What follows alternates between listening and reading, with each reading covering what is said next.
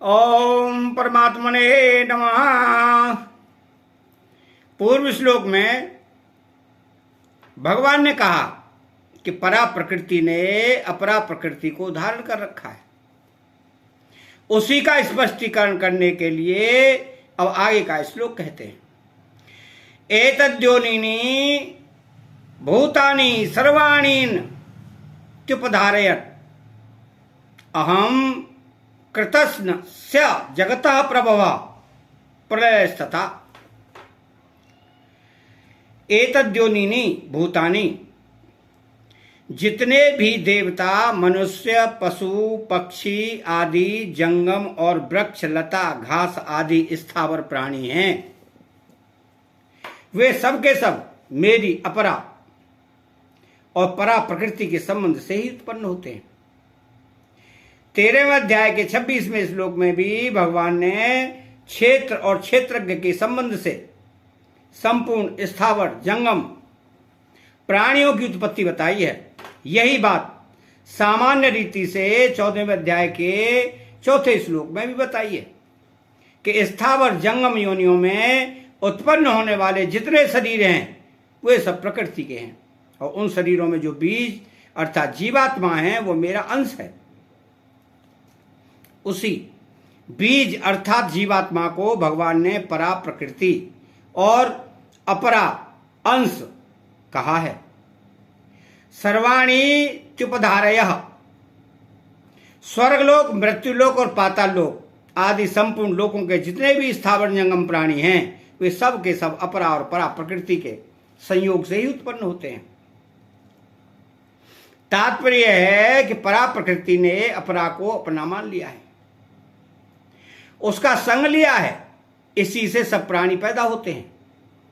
इसको तुम धारण करो अर्थात ठीक तरह से समझ लो अथवा मान लो तो अहम कृतस्नस्य जगतः प्रभवः प्रलयास्तथा।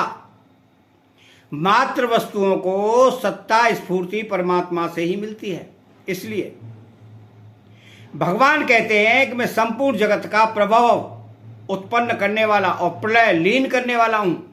प्रभव का तात्पर्य है कि मैं ही इस जगत का निमित्त कारक हूं, क्योंकि संपूर्ण सृष्टि मेरे संकल्प से पैदा हुई है। सदैक्षत बहु श्याम प्रजा येति। जैसे घड़ा बनाने में कुम्हार और सोने के आभूषण बनाने में सुनार ही निमित्त कारक है, ऐसे ही संसार मात्र की उत्पत्ति में भगवान ही निमित्त कारण हैं। प्रलय कहने का तात्पर्य है कि इस जगत का उपादान कारण भी मैं ही हूं, क्योंकि कार्य मात्र उपादान कारण से उत्पन्न होता है, उपादान कारण रूप से ही रहता है और अंत में उपादान कारण में ही लीन हो जाता है। तो जैसे घड़ा बनाने में मिट्टी उपादान कारण है, ऐसे ही सृष्टि की रचना करने में भगवान ही उपादान कारण है। तो जैसे घड़ा मिट्टी से ही पैदा होता है, मिट्टी रूप ही रहता है और अंत में टूट करके घिसते घिसते मिट्टी में ही बन जाता है। और जैसे सोने के यावन मात्र आभूषण होने से ही उत्पन्न होते हैं, सोना रूपी रहते हैं और अंत में सोना ही रह जाते हैं, ऐसे ही यह संसार भगवान से ही उत्पन्न होता है और भगवान में ही रहता है और अंत में भगवान में ही लीन हो जाता है। ऐसा जानना ही ज्ञान है। सब कुछ भगवत स्वरूप है, भगवान के सिवाय दूसरा कुछ है ही नहीं, ऐसा अनुभव हो जाना विज्ञान है। तो कृतस्नस्य जगतः पदों में भगवान ने अपने को जड़ चेतनात्मक संपूर्ण जगत का प्रभव और प्रलय बताया है।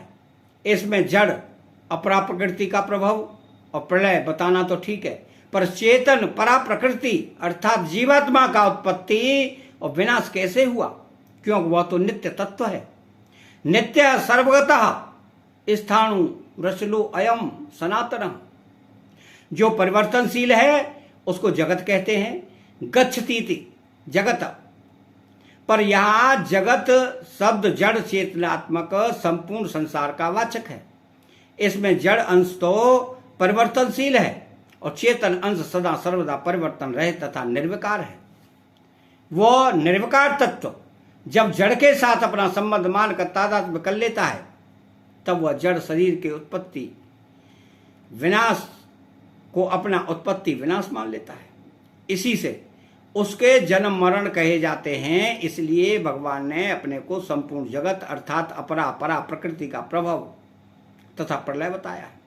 अगर यहां जगत शब्द से केवल नाशवान, परिवर्तनशील और विकारी संसार को ही लिया जाए, चेतन को नहीं लिया जाए, तो बड़ी बाधा लगेगी। भगवान ने कृतस्नस्य जगतः पदों से अपने को संपूर्ण जगत का कारण बताया है। अतः संपूर्ण जगत के अंतर्गत स्थावर, जंगम, जड़, चेतन सभी लिए जाएंगे। अगर केवल जड़ को लिया जाएगा तो चेतन भाग छूट जाएगा, जिससे मैं संपूर्ण जगत का कारण हूं यह कहना नहीं बन सकेगा और आगे भी बड़ी बाधा लगेगी। कारण के आगे इसी अध्याय के 13वें श्लोक में भगवान ने कहा है कि तीनों गुणों से मोहित जगत मेरे को नहीं जानता। तो यहां जानना अथवा न जानना चेतन का ही हो सकता है, जड़ का जानना अथवा न जानना होता ही नहीं। इसलिए जगत शब्द से केवल जड़ को ही नहीं, चेतन को भी लेना पड़ेगा। ऐसे ही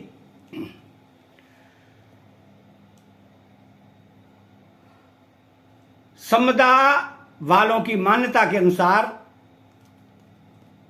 जगत शब्द से जड़ और चेतन दोनों ही लेने पड़ेंगे, क्योंकि आसुरी संपदा वाले व्यक्ति संपूर्ण शरीरधारी जीवों को असत्य मानते हैं, केवल जड़ को नहीं। इसलिए अगर यहां जगत शब्द से केवल जड़ संसार ही लिया जाए तो जगत को, जड़ संसार को असत्य, मिथ्या और अप्रतिष्ठित कहे जाने वाले अद्वैत सिद्धांती भी आसुरी संपदा वालों में आ जाएंगे, तो जो सर्वदा अनुचित है।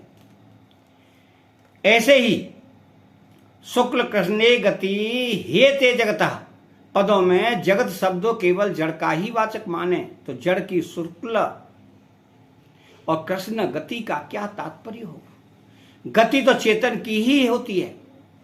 जड़ से तादात्म्य करने के कारण ही चेतन को जगत नाम से जाना जाता है।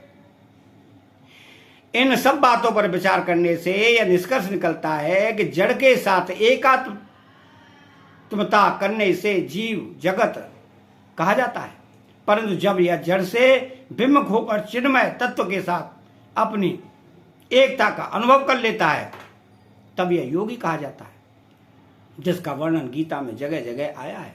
अतः चैनल को सब्सक्राइब करें, बेल आइकन घंटी को बजाएं और कमेंट बॉक्स में जय श्री कृष्णा लिखें। बोल जय श्री कृष्णा।